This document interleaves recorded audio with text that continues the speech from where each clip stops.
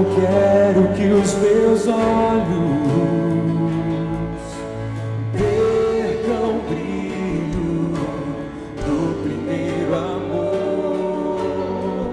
Não quero que em mim se perca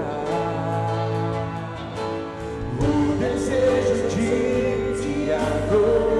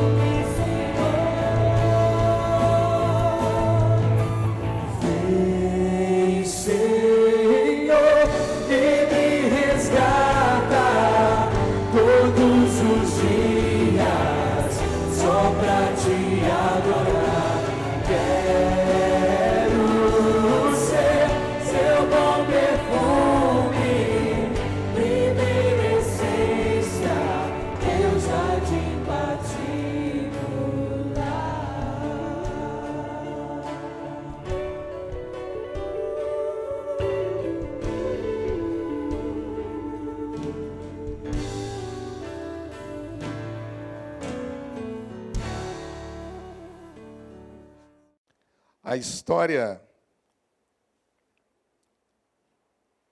que vamos ler, a história da família de Jairo, é uma história conhecida de muitos irmãos que já conhecem a Bíblia. Vocês já me viram fazendo sermão pelo menos uma vez nesse texto, e hoje eu quero novamente voltar a esse texto. E eu creio que Deus tem coisas novas para nós. Então, eu queria ler esse texto com vocês. Nós não vamos ler todo o texto, mas à medida que nós formos expondo a palavra, nós vamos lendo os versículos. Começando no versículo 40, de Lucas capítulo 8. Ao regressar Jesus, a multidão o recebeu com alegria, porque todos o estavam esperando. Eis que veio um homem chamado Jairo, que era chefe da sinagoga, e prostrando-se aos pés de Jesus, lhe suplicou que chegasse até a sua casa, pois tinha uma filha única de uns 12 anos que estava à morte. Enquanto ele ia, as multidões o apertavam. Agora nós vamos ler o versículo de número 49, dar um salto aí dos versículos. Lemos até o 42, vamos para o 49. Falava ele ainda, quando veio uma pessoa da casa do chefe da sinagoga, dizendo: tua filha já está morta, não incomodes mais o mestre. Mas Jesus, ouvindo isto, lhe disse: não temas, crê somente, e ela será salva. Lemos até aí esse texto, que Deus abençoe essa palavra e aplique nos nossos corações. Amém? Por favor, preste atenção, que eu quero fazer uma introdução na minha mensagem hoje à noite, que para muitos pode ser uma coisa cansativa e meio chata. Existem duas concepções filosóficas e religiosas que tratam acerca da pessoa de Deus, de como nós acreditamos em Deus. Essas duas concepções, elas abrangem quase todas as linhas de pensamento que você vê estampadas em livros de filosofia, em livros religiosos, você vê estampada na mídia, e também são linhas de pensamento que dão base até mesmo para a política e para a economia. Que linhas são essas? A primeira é chamada deísta. O que é o deísmo? O deísmo é uma compreensão filosófica e religiosa que não acredita na existência de um Deus que participa, que intervém na nossa vida. O deísta é aquela concepção filosófica que até acredita na existência de Deus como um ser superior, embora essa corrente filosófica não entre em detalhes sobre quem é o Criador do universo, mas, acima de tudo, ela afirma que esse Criador, seja ele quem for, ele não tem o poder de interferir na nossa vida diária. E que é mais ou menos assim, ele é um relojoeiro que criou um relógio, deu corda no relógio e deixou o relógio lá para funcionar. Mas ele não pode mais interferir no funcionamento do relógio. Assim acreditam os deístas. Deus está lá em cima, eu aqui embaixo, e esse Deus que me criou, que criou o universo, fez leis que governam esse universo geral, mas ele não interfere na minha vida. Portanto, aqui embaixo, eu tenho que me virar sozinho. Amém? Entenderam? Isso é o deísta. Existe a outra corrente, que é o teísmo. O teísmo é, então, também um conceito filosófico e religioso, que já pensa, já compreende que existe um Criador de todas as coisas e que ele é responsável pela sua criação. E ainda mais, que esse ser responsável é onipotente, é capaz de realizar tudo sem a ajuda de ninguém, ele é onisciente, ele é aquele que tudo conhece, ele detém uma infinita liberdade e ele é também supremamente generoso. É com essa linha, com essa concepção que nós nos identificamos mais. Baseado nessa introdução, eu queria falar com vocês sobre o Deus revelado nas Escrituras Sagradas, o Deus que intervém. Quando você olha a Bíblia Sagrada, você vai lendo ali as histórias registradas, você vai perceber que o Deus que a Bíblia Sagrada revela não se encaixa na concepção deísta. Que ele é criador do universo, sim, mas que ele é capaz de interferir, que ele é capaz de mudar, de transformar, como ele quer, do jeito que ele quer, a vida do homem. Esse Deus que tem no ser humano a sua obra-prima, a obra-prima da sua criação, esse Deus que criou essa obra-prima, o homem, a sua imagem e semelhança, é um Deus que deu a esse homem também autonomia para tomar as suas decisões, mas é um ser que foi criado de forma diferente de todos os outros, porque ele é o único capaz de se relacionar com Deus, e ele é o único que foi criado para viver na dependência de Deus. O texto que nós lemos fala de um drama familiar. Um drama familiar que talvez, com o qual talvez você se identifique. De todos os dramas da família, talvez a enfermidade seja o que mais traz para nós preocupação, inquietação. Não sei se você já viveu esse drama, de ter alguém muito próximo a você na sua casa, enfermo, com o qual você tem que lidar. O texto nos fala da história de Jairo. Era um homem muito bem-sucedido e que já havia gastado todos os seus recursos tentando salvar sua filha que estava enferma. O texto não diz, mas aí já vai a minha imaginação, e pode estar errada, mas é apenas a imaginação, de que seria filha única, porque o texto não manifesta outros membros da família, outras filhas. Provavelmente era uma filha muitíssimo querida de Jairo e de sua esposa. E Jairo está aqui numa situação de desespero.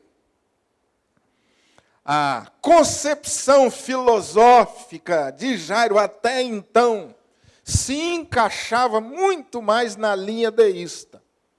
Para Jairo, até então, Deus havia criado o universo, estabelecido regras, mas ele não era capaz de interferir na vida humana e, portanto, ele estava indiferente. Ele estava longe. Ele não tinha nenhuma preocupação, nenhuma responsabilidade, não tinha nenhuma empatia com aquela realidade de sofrimento que ele estava vivendo na sua casa. Até então, para Jairo, Deus era assim, alguém que ele deveria temer, mas que não podia jamais fazer nada por ele. Mas o sofrimento e a angústia criaram uma brecha na alma de Jairo, para que Jairo pudesse conhecer o Deus que intervém. E eu queria dizer para você que está vivendo algum drama familiar, que você olhasse para a sua crise, para o seu drama familiar de uma maneira diferente. Quem sabe não é a oportunidade de Deus para que você estabeleça uma relação pessoal com Deus, chegando assim a viver conforme a vontade de Deus tem para você. Para muitos de nós, o sofrimento, a enfermidade, os dramas, eles são fruto do acaso. Eles acontecem, porque nós existimos, e se nós existimos, a vida tem dessas coisas. Deus não tem nada a ver com isso, e não pode fazer nada pela minha vida. Para muitos de nós, infelizmente, essa é a concepção de Deus que nós temos. E às vezes você conversa com alguns dos seus amigos, quando eles compartilham as suas lutas, as suas angústias, e você fala assim para eles, eu vou orar por você. E ele fala assim, tudo bem, se você quiser orar, pode orar. Tudo bem, se você quiser orar, pode orar. É como se ele estivesse dizendo assim, de uma forma mais educada, logicamente, falou, olha, não creio não, que Deus pode fazer alguma coisa por mim, mas se você crer, pode orar. Eu tenho é que me virar sozinho. E é por causa, talvez, dessa concepção que nós, como seres humanos, estamos nos tornando muitíssimo endurecidos, insensíveis e, às vezes, nos comportamos até pior do que os animais. Essa concepção de vida levada ao extremo, ela tira a nossa humanidade. Ela traz a nós uma sensação de que nós somos super-homens. Mas quando nós colocamos a cabeça no travesseiro ou nos deparamos com um diagnóstico médico, aí então a gente percebe que nós não temos absolutamente nada de seres humanos. Mas então, a quem nós vamos recorrer? Quem nós vamos buscar? Quem será que vai poder me ajudar numa hora como essa? Por isso, meu amado irmão, se você vive um drama, uma crise, quem sabe não é aí a porta para que Deus possa entrar na sua vida e fazer algo tremendamente diferente e surpreendente. O Deus que nós cremos, o Deus a quem nós adoramos, o Deus a quem nós servimos, o Deus para quem nós cantamos hoje à noite e fizemos tudo, é o Deus que intervém na nossa vida. É o Deus supremamente generoso. E é o Deus também que tem infinita liberdade de agir quando quer e como quer. O Deus que as Escrituras Sagradas nos revelam é um Deus soberano, que está acima de tudo e de todas as coisas. É um Deus que não se limita pelo tempo. É um Deus que tem total e absoluta liberdade para fazer todas as coisas do jeito que Ele quer, quando Ele quer, no tempo certo. Quando você lê na Bíblia, principalmente nos Evangelhos, os dramas humanos relatados, você percebe, vez por outra, como Deus trabalha essa realidade.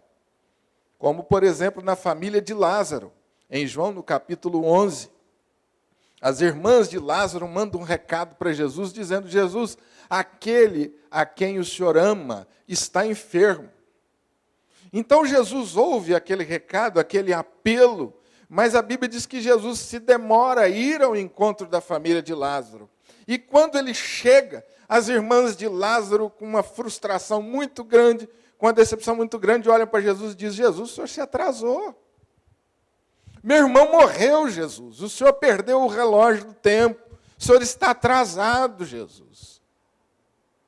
E Jesus, então, olha para elas com muita serenidade. O texto parece que nos transmite essa serenidade, né? Quando Jesus disse que aquele que crê nele, em Jesus, não morrerá, mas viverá eternamente. E aquelas irmãs de Lázaro, sem entender muito bem o que Jesus estava dizendo, elas apenas acompanham Jesus até o túmulo do irmão. E ali, Jesus faz uma coisa surpreendente. Uma coisa que contraria toda a lógica humana. Jesus se volta para aquele túmulo, se volta para aquele homem morto e ordena que ele viva. E então Jesus manda que eles tirem as ataduras e ordena a Lázaro que volte à vida e que continue a caminhar. Esse é o Deus que nós cremos, revelado nas Escrituras Sagradas. Deus maior do que a morte. Amém. É um Deus maior do que a morte. É o Deus soberano, que tem caminhos que parecem às vezes estranhos para nós. Talvez a pergunta de Maria e Marta foi: Jesus, mas o Senhor o ama, por que o Senhor está demorando tanto? Em outro episódio, em que os discípulos estão também se submetendo a uma dura provação, eles entram no barco, atravessam um mar de aproximadamente 28 quilômetros, um braço de mar, e no meio daquela travessia vem uma tempestade muito forte, balança o barco, e eles estão ali a ponto de morrer, e eles ficam desesperados, e de repente Jesus vem andando sobre as águas ao encontro dos seus discípulos. E eles então ficam surpresos. E eles acham que preferem acreditar na existência de fantasma do que acreditar que Deus pode andar sobre as águas. É um fantasma. Porque na concepção deles, a soberania de Deus era extremamente limitada. Como que Jesus pode andar sobre as águas? Há uma lei que rege. É impossível um homem andar sobre as águas. Mas ali estava o Deus, Senhor dos senhores, o Rei dos reis, o Rei dos reinos. Então Jesus vem de uma forma surpreendente ao encontro deles. Assim, meu amado, é o Deus das Escrituras, é o Deus soberano. E você admitir a sua fé no Deus revelado nas Escrituras, você precisa necessariamente deixar uma porta aberta para a ação sobrenatural de Deus na tua vida, meu amado. Porque vai chegar um tempo em que os seus recursos podem se esgotar. Mas pode chegar um tempo na sua vida que você não vai encontrar nenhuma saída. Pode chegar um tempo na tua vida que todos os seus recursos não vão trazer a solução para o seu problema. E esse foi um momento que Jairo também está experimentando, um tempo em que ele está provando a insuficiência dos seus recursos para resolver os seus problemas. Você já provou isso na sua vida? Quando tudo que você faz é insuficiente para resolver um problema? Eu já vi gente vivendo isso, por exemplo, em conflito conjugal. A pessoa diz: pastor, não sei o que fazer mais. Eu já tentei de tudo, já tentei conversar, já tentei aconselhamento, já tentei psicólogo, já tentei de tudo, não tem jeito mais. Eu já vi casais que se agrediram até fisicamente, ao ponto de deixar marcas profundas um no outro. E a gente olhar e dizer assim: não dá mais, é impossível que esse casal permaneça junto mais. E de repente, alguma coisa do céu acontece, só pode ser do céu. Quebranta o coração ferido, sara o coração ferido, sara o coração endurecido, e há restauração, e aquilo que era impossível aos olhos humanos, agora é possível diante dos olhos de Deus. Meu amado irmão, esse é o Deus da Bíblia Sagrada. Amém? Esse é o Deus que não cabe nas concepções filosóficas modernas, que talvez não se encaixe aluno da universidade nas concepções do teu professor. E eu tenho alguns colegas nessa área, é incrível. Convivi com muitos, principalmente na área médica. Como a medicina, ou o estudo da medicina tem a capacidade de tornar uma pessoa extremamente sensível e humana, como também tem a capacidade de tornar uma pessoa dura, fria, insensível. Vitor, se prepare. É pedreira. Quem está na universidade sabe como é que é. Essa concepção. Mas eu vi alguns deles também, no momento do aperto, no momento de situações muito semelhantes a essa, como de Jairo, me chamar no secreto, dizer: pastor, ora por mim, porque agora só Deus. E a minha vontade é dizer: mas espera aí, agora Deus está entrando na tua vida, meu amado, porque até agora. Mas é lógico que a gente não faz isso e a gente se alegra ao perceber que aquele ser humano duro foi capaz de se render, foi capaz de aceitar as suas limitações e foi capaz de confiar nesse Deus maravilhoso. O Deus que as Escrituras Sagradas me ensinam. O texto diz que Jairo se prostrou diante de Jesus e a partir do prostrar de Jairo estabelece uma relação. E eu queria que você guardasse isso no teu coração, na tua alma essa noite. O Deus soberano que as Escrituras Sagradas me ensinam, quer estabelecer comigo, com você, uma relação de amor e de confiança. O Deus revelado nas Escrituras Sagradas e que nós cremos, quer estabelecer com você uma relação de amor, de confiança e de dependência. Eu percebo que muitas pessoas, na hora do aperto, recorrem a Deus. É tipo assim, tenho morro de medo, não é o meu caso, estou dando um exemplo de andar de avião. Eu tenho alguns amigos assim, entram em pânico. Mas precisam viajar. E aí, a hora que ele se assenta lá no avião, a primeira coisa que ele faz é fechar os olhos e orar e pedir a Deus que faça uma viagem tranquila. Quando o avião pousa e ele desce no aeroporto, ele olha e vê que está em terra firme, ele esquece Deus. Só na próxima viagem. Há uma geração, meu amado irmão, presta atenção nisso, que aí a minha palavra é crítica. Há uma geração lotando as nossas igrejas que quer Deus dessa maneira. Que quer se relacionar com Deus assim, é o Deus gênio da lâmpada, é o Deus super-homem, que na hora do aperto ele desce, me socorre, e depois só no próximo aperto. O Deus que as Escrituras Sagradas revela não é esse Deus assim. É um Deus que quer estabelecer uma relação de amor, de confiança e de dependência. É o Deus que quer andar com você. O texto diz que depois de Jairo se prostrar e dizer para Jesus, Jesus, agora só o Senhor pode me salvar.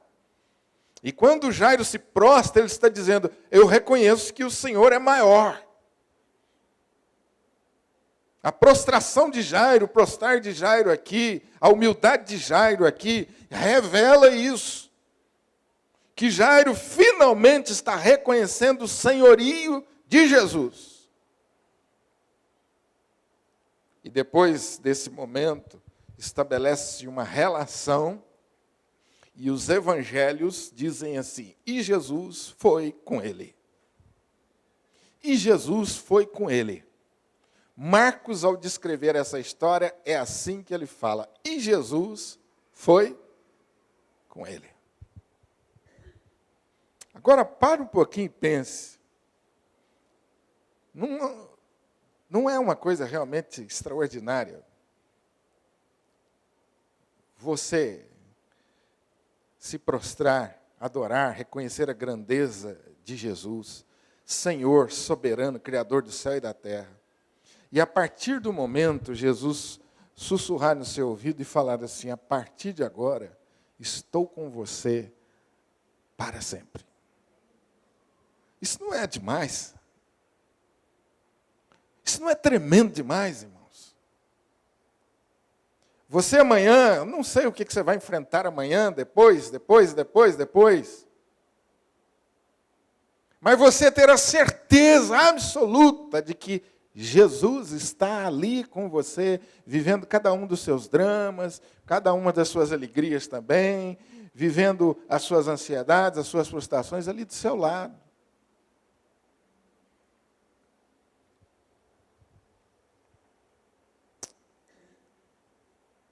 Jairo aceitou o desafio. Creu em Jesus e seguiu a Jesus. E é o que Deus espera de mim e de você essa noite. Que você que ainda não teve essa experiência, faça isso, gente. Se prostre diante de Jesus. E volte para casa, não mais sozinho. Volte para casa.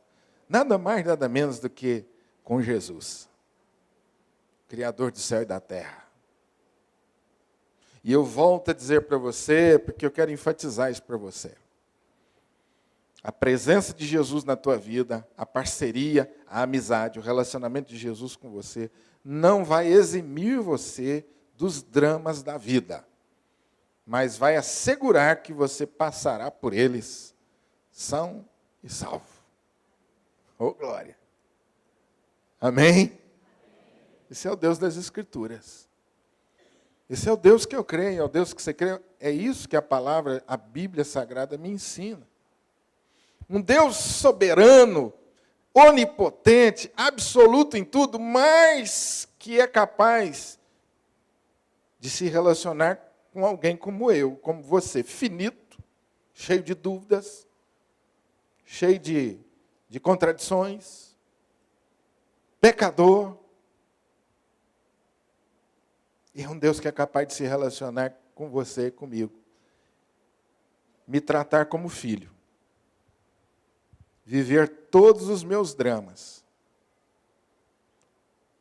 E me fazer chegar até o fim.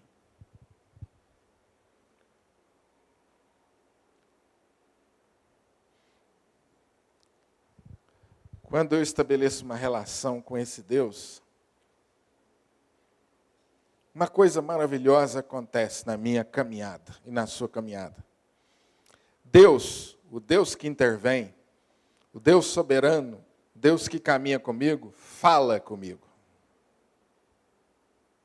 Você já conviveu com alguém que você ama, mas que não fala com você? Já conviveu? Maridos e mulheres, vocês já fizeram greve de silêncio em casa? Brigou um com o outro e fica sem conversar. Tem coisa mais terrível do que isso? Você quer castigar alguém que você ama, é não conversar com ele. A comunicação, o afeto, essa relação tão preciosa que a gente consegue na vida conjugal só é possível porque a gente se comunica, porque a gente fala. Não é? Já conviveu com alguém que você ama, mas que ele nunca disse que te ama? Os casais ficam bravos com esse negócio. Pastor, eu acho até que ele me ama, mas ele nunca falou. As mulheres reclamam demais disso.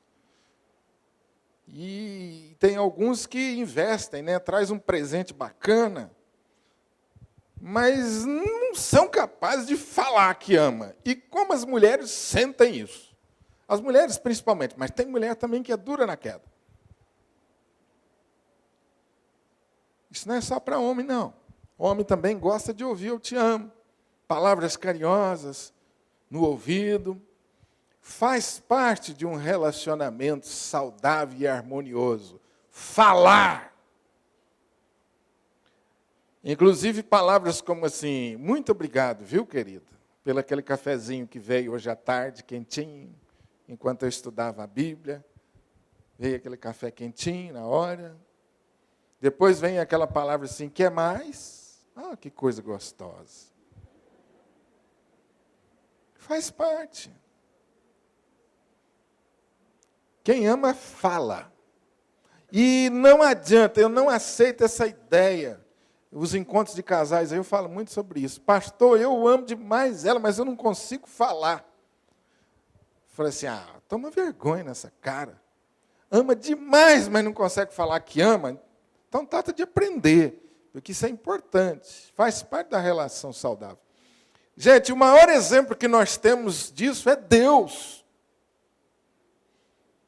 Se há alguma coisa que Deus faz por excelência, é se comunicar, é falar conosco. E há 3 coisas que Deus falou com Jairo nessa caminhada e que falam com você e comigo. Primeiro, Deus tem uma palavra de ânimo. No momento da hora mais escura na vida de Jairo, quando Jairo ouviu dos seus amigos, a sua filha já morreu, não adianta mais, na hora mais escura, Jairo ouviu a palavra de Jesus dizendo, não temas, crê somente. O Deus que intervém, o Deus revelado nas Escrituras, tem uma palavra de ânimo para você.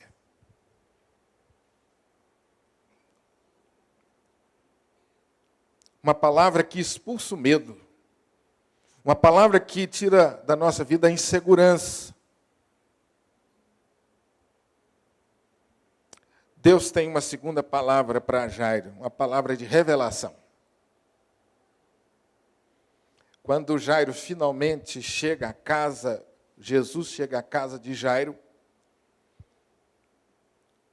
Jesus tem uma palavra de revelação. Parem de chorar, porque a menina não está morta. Palavra de revelação, muitas vezes Deus traz para nós. A gente tem um pouco de medo dessa palavra, revelação. Mas Deus tem uma palavra de revelação.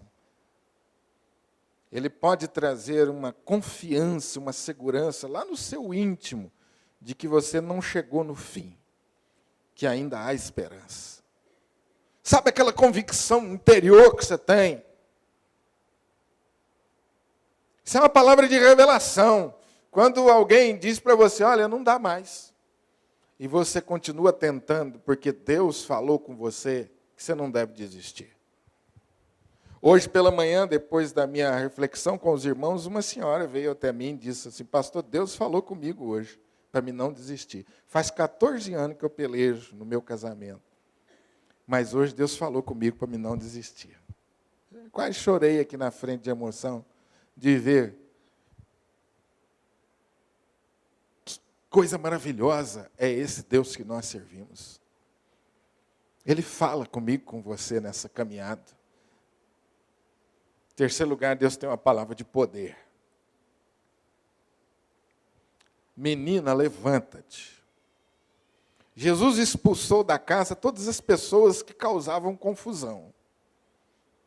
E em seguida ele entra na sala onde a menina estava, no quarto onde a menina estava, morta. Nessa hora só estavam com ele os pais da menina, Pedro, Tiago e João. E então Jairo pede que Jesus impusesse as mãos sobre a menina. Mas Jesus surpreende a Jairo, porque ele ressuscita sua filha apenas com a sua palavra. Com autoridade, poder e ternura, ele toma a menina pela mão e diz, levanta-te. E diante da palavra de poder de Jesus, a morte imediatamente devolve a sua presa. O espírito da menina regressa. Tão plena foi a restauração à vida, que imediatamente ela se pôs a caminhar, contrariando toda a razão.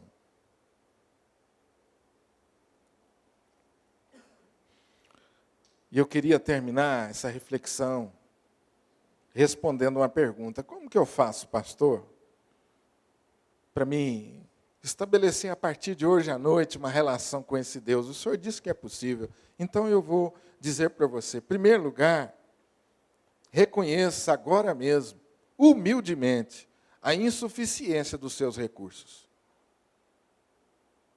Deus quer ouvir dos seus lábios hoje à noite a insuficiência, a sua incapacidade de administrar a sua própria vida e, sobretudo, a sua incapacidade de se salvar. E eu sei que você está preocupado com isso.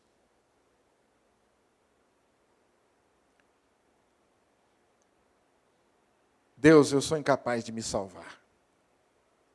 Deus, eu sou incapaz de administrar minha própria vida. Eu preciso do Senhor. Esse homem importante que era Jairo está prostrado, humildemente, diante de Jesus, suplicando insistentemente, fervorosamente, derramando a sua alma, mostrando a sua dependência, expondo com sinceridade a sua necessidade.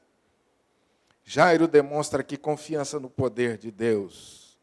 Senhor, vem, impõe as mãos sobre a minha filha para que ela seja salva, e então ela viverá.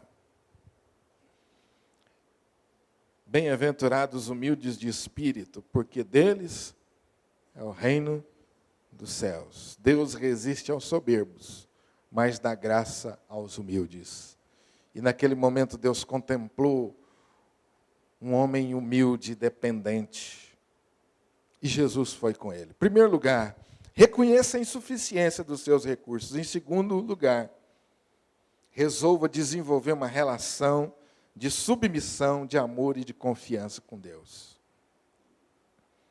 Resolva agora mesmo desenvolver. E as minhas palavras foram bem escolhidas. Resolva desenvolver. É um processo. Você vai começar a andar com Jesus a partir de hoje. Você vai começar a experimentar como que é. Amanhã você não vai para o trabalho. Hoje à noite, terminando o culto, você não vai para casa sozinho mais. Você não vai só com a sua esposa e com a sua família. O carro está cheio, mas Jesus cabe nele. Sua agenda está cheia amanhã, você tem muita reunião. Junto da sua mesa de reunião vai estar sentado nada mais, nada menos do que o Senhor dos Senhores, o Rei dos Reis, Jesus, do seu lado. Aleluia. Amém. Quem vai fazer exame médico amanhã, nada mais, nada menos, vai estar com você a pessoa do nosso Senhor e Salvador Jesus. Aquele que levou sobre si todas as enfermidades. Você tem alguma coisa importante para fazer essa semana? Ou você está cheio de tédio por causa da rotina? Então a sua rotina vai ser diferente. Porque nada mais, nada menos, a pessoa de Jesus vai fazer parte dele. E quando Jesus está na nossa vida, meus irmãos, a rotina se torna uma coisa abençoadora para a nossa vida. Restauradora.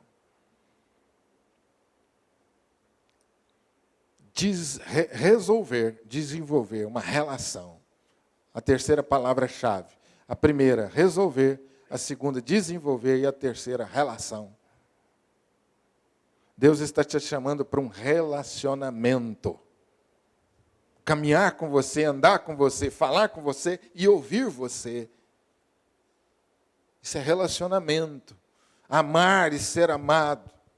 É por isso que nós cantamos para Jesus, oramos para Jesus, servimos a Jesus, isso faz parte do relacionamento com Ele. E a sua decisão envolve isso, viver com Jesus, caminhar com Jesus. Esse é o projeto mais fascinante que você poderia abraçar. É a coisa mais extraordinária que um ser humano pode experimentar. Hudson Taylor, um grande missionário na China, voltou no final já da sua carreira, dos seus anos, para a Inglaterra e foi participar de uma conferência missionária.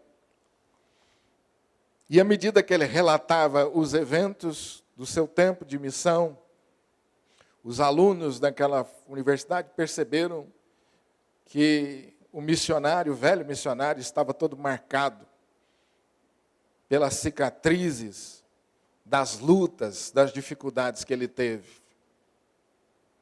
Então um aluno perguntou: o que fez com que você superasse todas as adversidades, enfrentasse todos os problemas, todas as enfermidades, e ficasse tanto tempo naquele lugar diferente, naquela cultura diferente?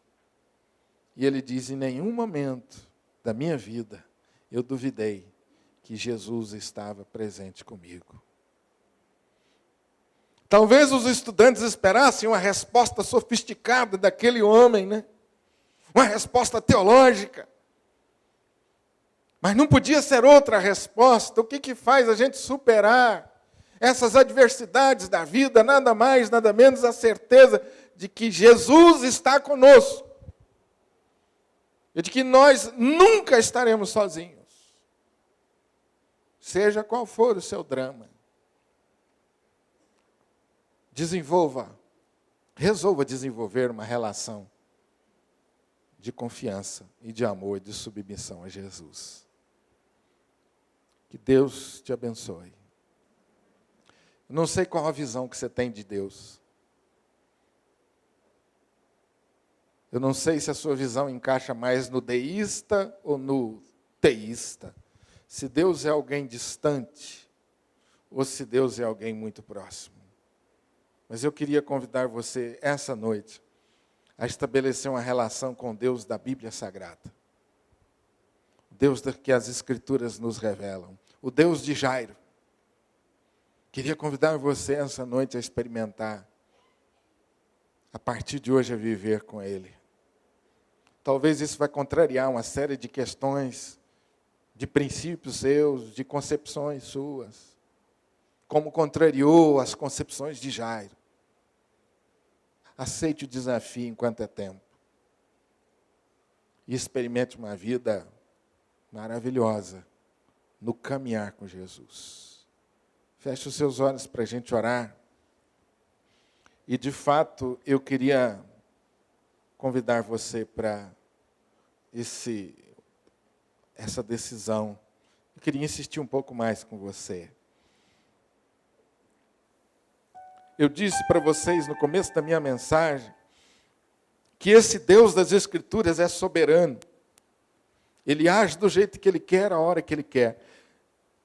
Talvez você esteja pensando agora, pastor, eu não vim preparado para isso. Meu irmão, Deus trouxe você aqui para isso. Pastor, não estava nos meus planos, mas estava nos planos de Deus, querido. Porque Deus age do jeito que Ele quer, a hora que Ele quer.